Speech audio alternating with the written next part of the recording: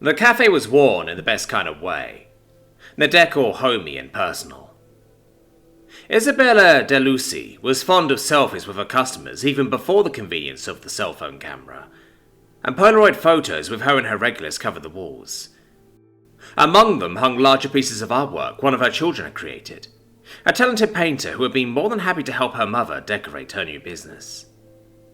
The chairs were all comfortable, some around tables for guests who came in together, but some large armchairs, and there was one wide couch in the corner that was the envy of any group who came in and saw it already occupied. The fans above them circled lazily, and the lighting was the sort that would brighten your day but wouldn't have you squinting if it were night. And the menu was limited but delicious.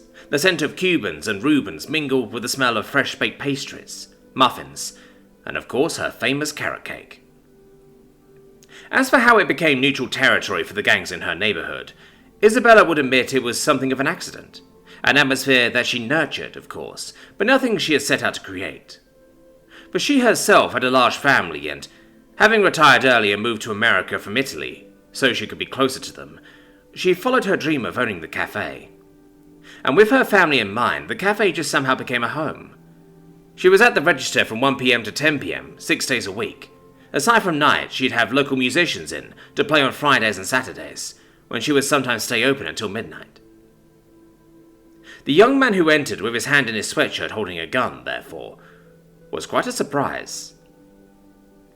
Isabella was no stranger to guns herself, and knew that many, if not most of her customers owned and often carried weapons, and this was not the first time one of them had been used to threaten her. But this was 15 years into her business here, and it had been a long time since this had happened. Without a doubt, the boy in front of her had no idea what he was getting himself into. He had a black bandana pulled up over his face, a hood up over his head, and his eyes were bright with desperation, anger and fear. Isabella saw that quite clearly. He couldn't have been more than 15. "The money in the register, now," he muttered. She was only just able to hear him through the bandana. Isabella's face softened. "Sweetheart, you were in the wrong place for that," she told him, her Italian accent catching him even more off guard. He blinked, then his eyes narrowed, and he held the gun's threatening outline tighter against the pocket of his sweatshirt. "You stupid or something? You are new to the neighborhood, I'd expect. That or you are not local, I suppose." Isabella slowly stood from her cushioned seat at the register. At this point, attention from her customers had rippled through the cafe, and a hush had spread. "This young man is here to rob me," she spoke loud enough for everyone to hear. "Is that something that will happen?" "No, ma'am." The response came in unison from 3 boys and 1 girl, who each drew their weapons. They didn't aim well, they just revealed their existence. The robber backed up against the counter, his eyes darting around in a panic. "What?" "My name is Isabella," she said, making her way around the counter and to the boy's side. "This is my business, but it is also a home to many who live in this neighborhood." She paused. "I would like it to be yours if you need one. Would you like to try my carrot cake? No charge.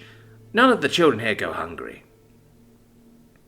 The boy's eyes were all that were visible, but that was all that needed to be, wide in shock and apprehension and doubt.